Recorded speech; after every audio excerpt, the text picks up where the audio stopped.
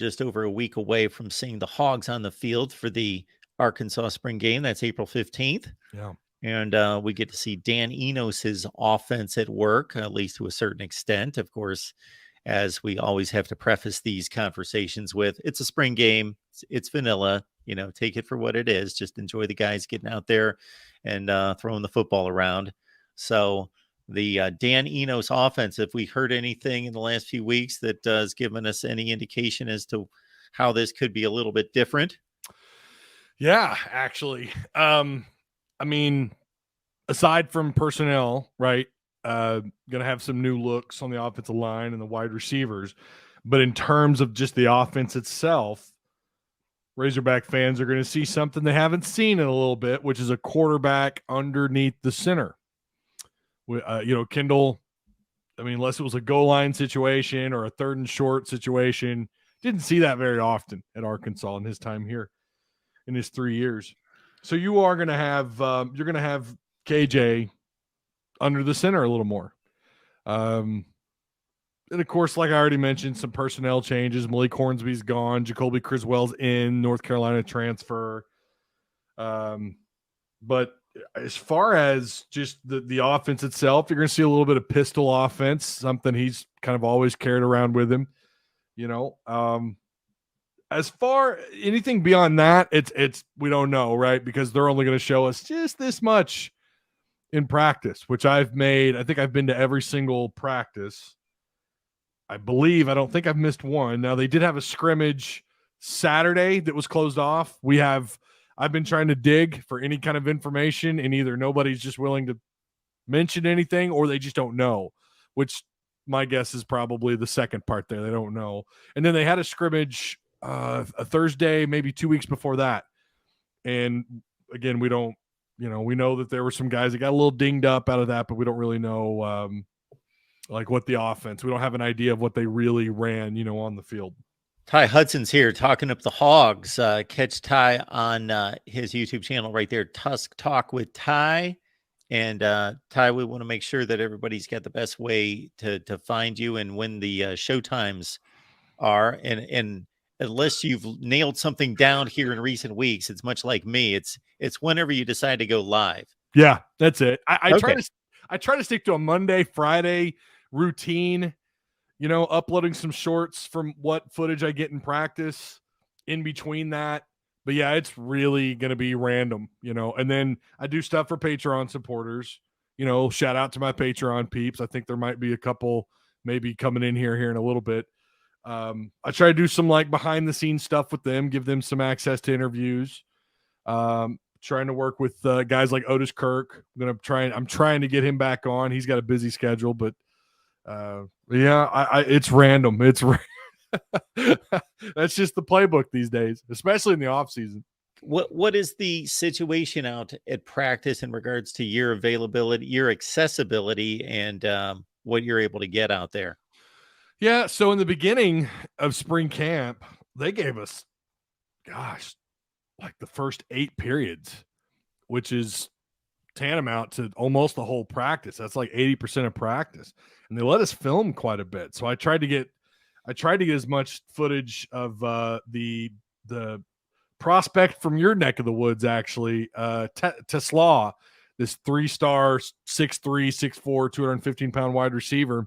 Try to get as much footage of him, but and now it's started to shrink a little bit, and it's usually Tuesdays and Thursdays.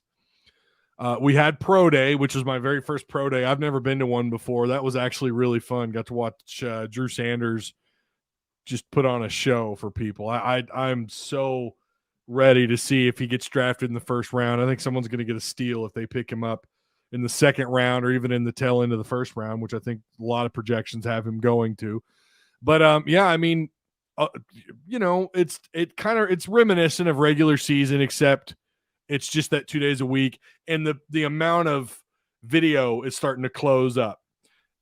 Instead of periods 1 through 6 where you could film, now it's like periods 1 through 4. And if you're lucky, you could stay the rest of practice. But I've really been staying close to Dan Enos, to the quarterbacks, try to keep an eye on what's going on with the wide receivers.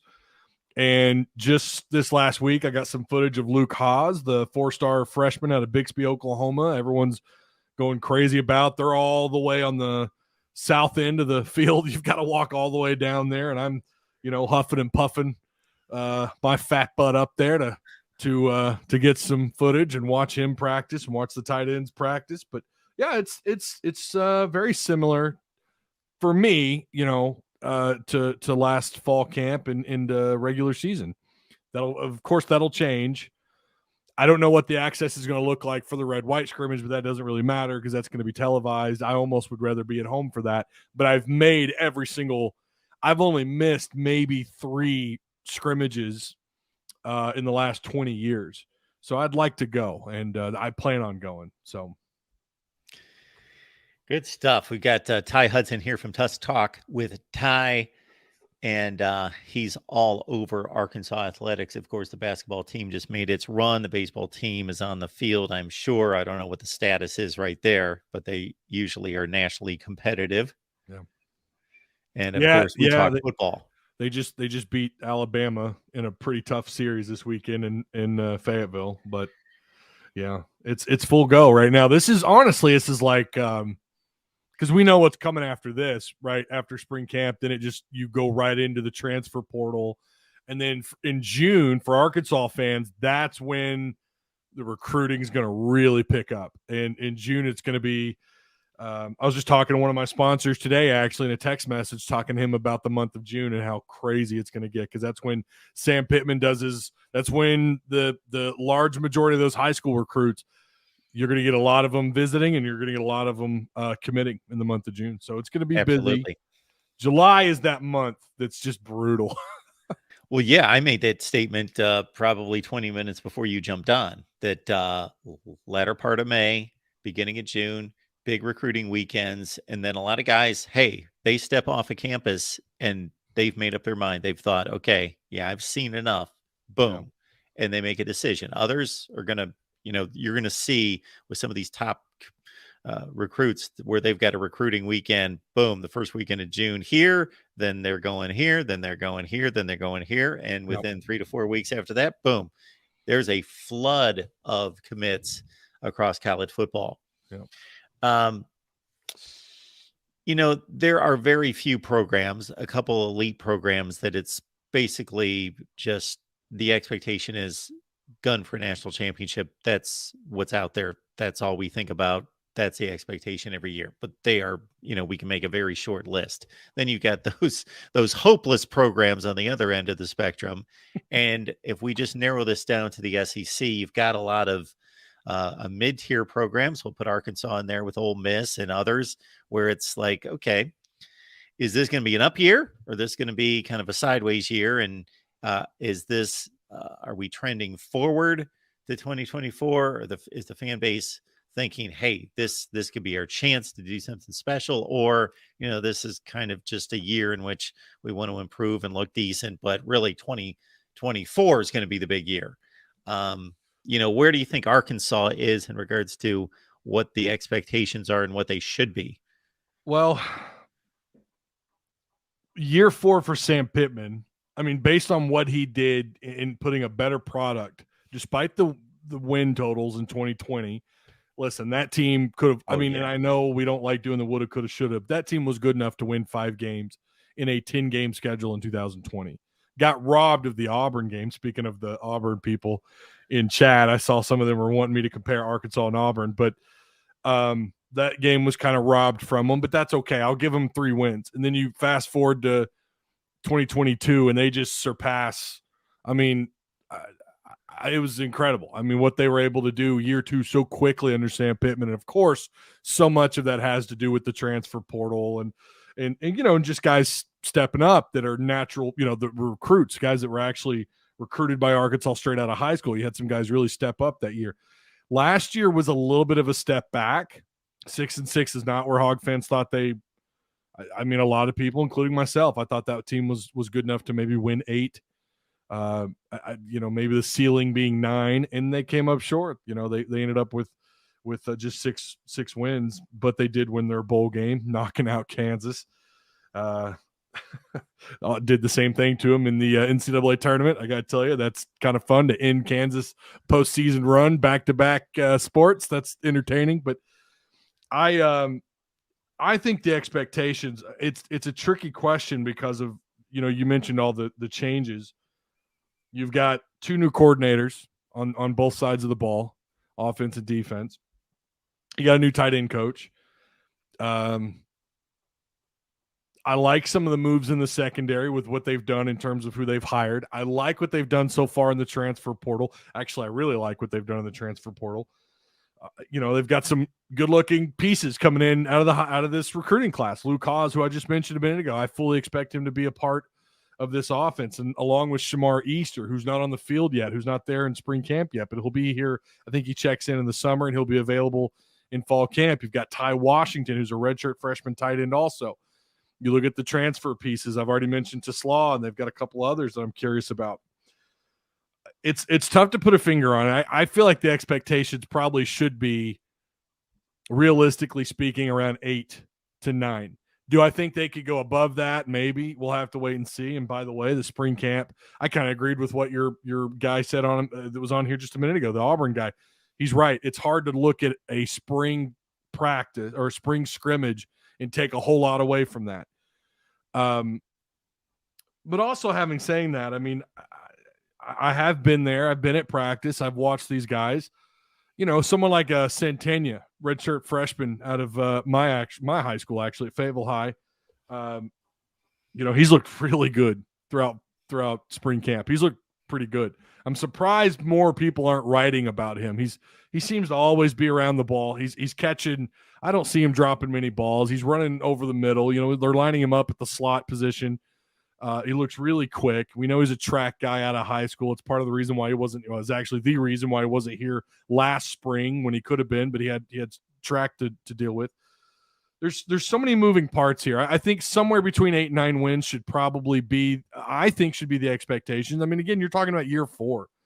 You're talking about KJ Jefferson, who's going to be a senior this year, a loaded backfield. Mark, my gosh, Dubinion, who has, I think, taken over probably RB2 over AJ Green, this guy who's flashed, maybe not consistently, but AJ Green is fantastic. Apparently in that scrimmage, the first scrimmage they had a couple of weeks ago on a Thursday, I think he reeled off like a 62-yard run or something crazy.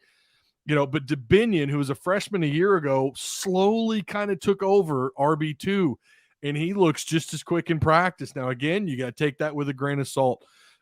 Rocket Sanders, who I think is, I know Judkins is up there. There's some running backs in this conference, as there always is, but I think Rocket is legitimately one of the top 8, maybe higher ranked running backs in college coming back next year. KJ, again, who's going to be one of the top 3 quarterbacks. There are questions at tight end because of the youth outside of Nathan Bax. You've got questions of all these transfer wide receivers. Are they going to mesh? Matt Landers did a pretty good job of meshing, but that was also in a different offense. You got the departures on defense. No Drew Sanders, but you got a guy like Christopher Paul, who was outstanding, was a freshman All-American at linebacker. A lot of moving parts, a lot of new personnel, a lot of new coaches. I still think their ceiling is around 8 to maybe 9 wins. I mean, I think they're in really good shape next year. And Dan Enos in 2015 had a prolific offense with Brandon Allen at quarterback and a bunch of guys that, didn't make much of a career in the pros behind other than Henry and Alex Collins.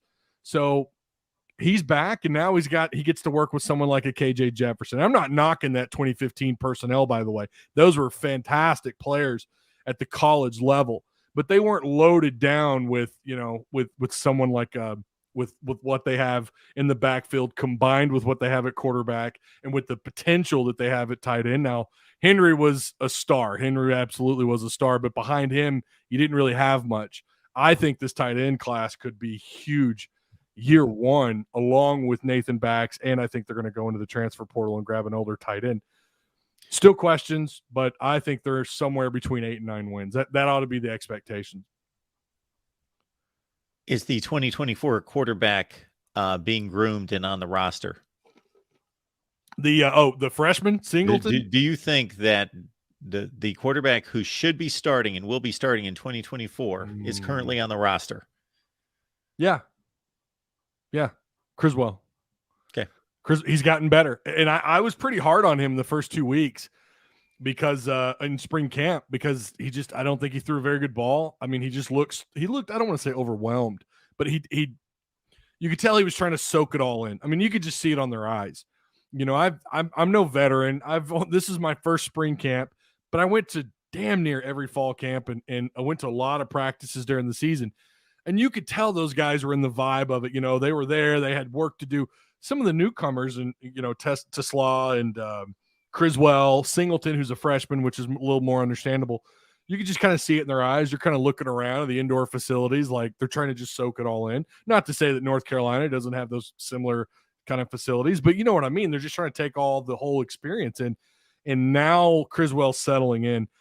I think he's QB number 2. I feel better this year if something were to happen to KJ, knock on wood, but we know what kind of runner he is. We know he's a physical guy with that big frame. You're going to need someone like Criswell, who's a little bit older and who I think who's got better arm talent than Malik Hornsby. And I think he may not have the wheels that Hornsby had, but I think he's a more settled in, developed version of what you want at QB2, especially with Dan Enos in this offense. By the way, our buddy Kyle Loomis, who was just on talking about Auburn, says would be fun to discuss those controversial Auburn-Arkansas games. Oh, come on. If you're talking about 2020, get out of here. I mean, Bo Nick, we know what happened. Arkansas, you know what happened. Auburn, listen, Auburn is kind of all over the place the last few years, and they've definitely had Arkansas's number for a long time. There's no doubt. They've definitely, I mean, they've won a natty. They've far more proven than Arkansas is in football. But I think Arkansas, they're on kind of similar trajectories, ironically enough. But that game, 2020, you got to be kidding me. Like that was, go Google that, go YouTube that. You know what happened at the end of that. That certainly was one that it's been over 2 years ago, so I would have to refresh my memory. But I do remember at the time, my conclusion was that Arkansas got ripped off. And I do remember Bo Nix threw the ball at the ground. What did he do? I'm trying to. It was behind the line of scrimmage and behind him, and he spiked the ball, which is a fumble. And then I think their excuse was Joseph Fouché, I think, went for the ball, and I think they said that there wasn't a clear execution to the ball or something, and he clearly jumped for the ball and they recovered. I didn't take it as like, oh, well, the SEC's out to hate Arkansas. I think Auburn just was. And here's the other thing. It was 2020. I take that whole year with such a big grain of salt. I don't hold that game. There's a lot of Hog fans. Yeah. They get red in the face. Like if they see me out in public somewhere putting gas in my car or whatever, oh, that damn Auburn game 2020. Oh, and I'm like, man, who cares? Like it was a year that really didn't matter. I think they would have gone 4-6. Yeah, well, right. Fine. Take your 4th win, I guess. But what mattered to me in 2020 more was that we saw the product on the field look so much more established. It was a better product. Yeah, they were the best 3-7 team you could imagine, and just so far removed from what we saw the 3 previous years under Chad Morris. Yes, they were just significantly improved. They were so competitive in almost all of their games. So then Auburn kicked a game-winning field goal right after that, correct? Yeah, I think so. Yeah, they did. They kicked the game-winning field goal. Yeah. All I remember about that, they had because what could have happened was Arkansas just take over and eat up the clock, if I remember that right. I don't think maybe Auburn had 1 timeout left. I've put that game so far in the back of my mind, and I really I get it. It is important. You know, I definitely don't mind ribbing Auburn fans about it a little bit, but what mattered to me more than anything that year was that, again, like I mentioned, Arkansas was headed in the right direction. That's what mattered the most. And that game kind of proved it because Auburn was kicking Arkansas's rear in the first half. I think, they had almost 300 yards of offense in the first half or something. I mean, they were doing whatever they wanted in the first half. Then Arkansas fought back in the second half. It was honestly a good game. It really was. It was a good game. And Auburn and Arkansas, oftentimes when Auburn isn't beating the crap out of Arkansas, they're usually really good games. Just like Arkansas and A&M. And A&M has beaten Arkansas 9 times out of 10 the last decade. So I think Arkansas fans are just tired of being like, yeah, it was a great game, but we still lost. They're tired of that. They're ready to move on into the winning category. And I think Sam's done a good job of building a sound foundation. If he could build on top of that, I'd love to see it. But I think whoever's the coach 4 or 5 years from now, I certainly think they're better served. They're better off than where they definitely were at the end of the Brett Bielema era and the of course the Chad Morris era. And that's what mattered to me the most in 2020. And a lot of people called me crazy. I think I picked them at 8-4 going into that year. I said I think they're going to win 8, and people called me crazy. I said no, I'm telling you, it was a better product on the field. It looked cohesive. Nobody looked lost like they did under Chad. You know, they all knew what their job was. The execution on the field was so much better.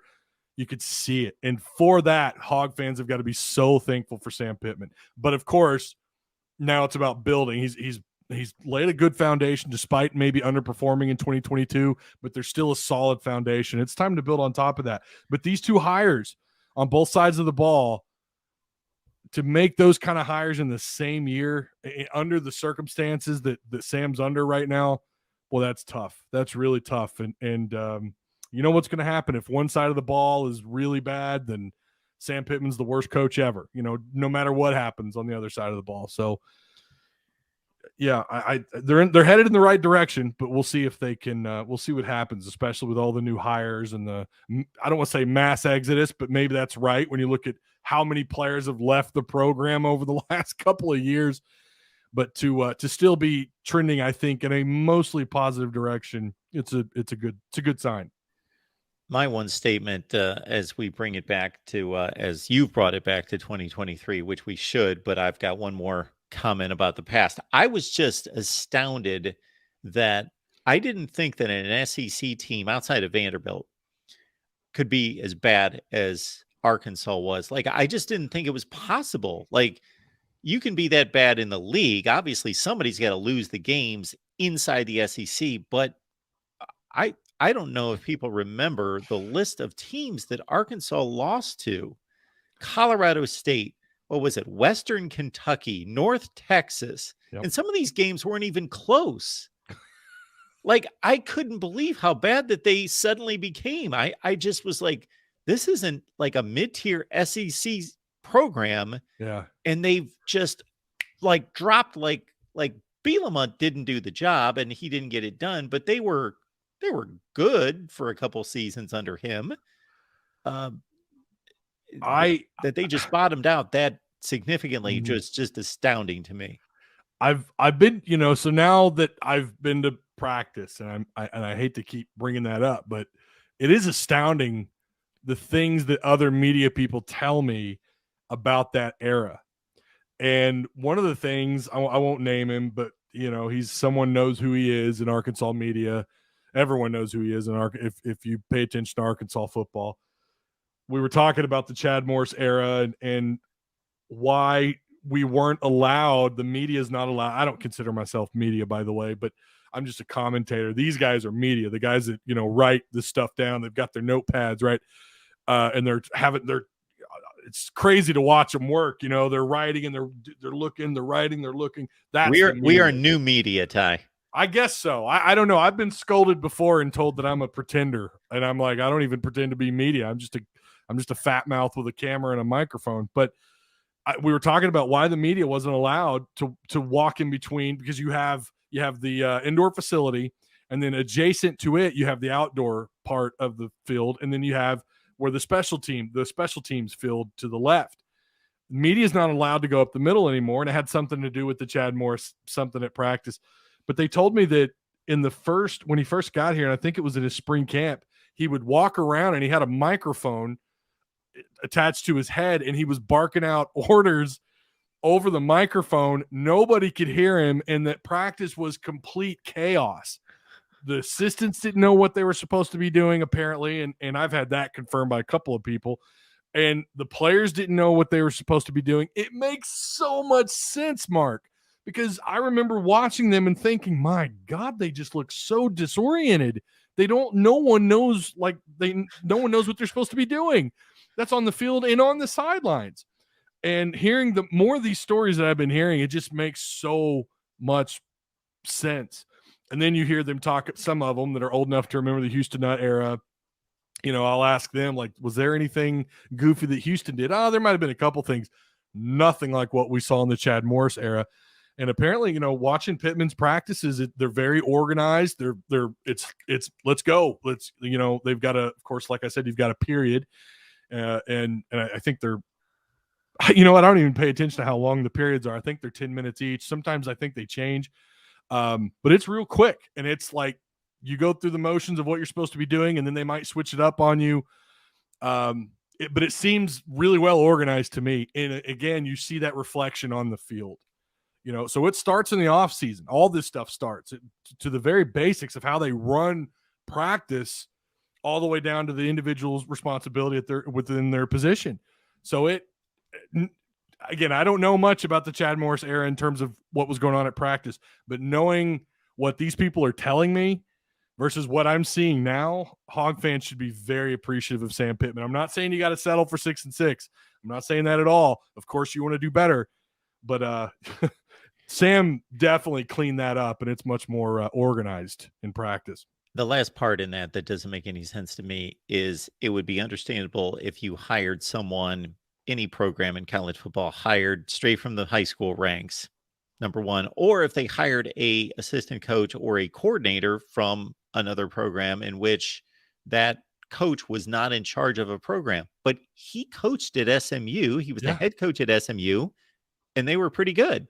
So it just didn't make any sense to me. And it was just astounding how that program bottomed out. And it's not, and I get in trouble with Hog fans from time to time because me, I'm not gonna BS you. I'm gonna tell you what I'm seeing and what I think. And a direct, what I observe, I'm just going to tell you, like, this is what I think's going on. And thankfully, I'm not the only one within Arkansas, quote unquote media or new media. I'm not the only one that does that. But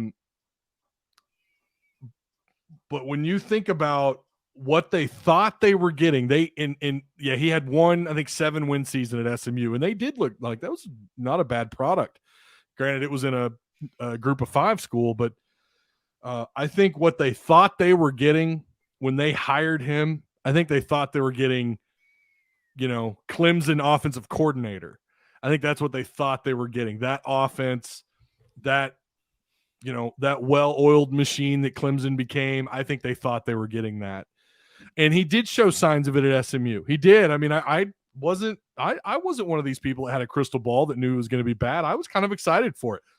And his recruiting, my God, recruiting was fantastic. I mean, pulling in players, like Treylon Burks, who apparently we found out it came down between Arkansas and Clemson, and he chose Arkansas. And guess who was a part of that, right? Jalen Catalon, who could have gone down as one of the greatest defenders to play at Arkansas. Unfortunately, couldn't stay healthy, and now he's transferred back home. But, you look at the pieces that they brought in, it was, oh my gosh, like they're really trying to build something. But where they put all that momentum and concentration in recruiting, they didn't do 1/5 of that to what mattered with as far as putting a good product on the field. I think maybe he might have been preoccupied with the thought that this is going to take some time.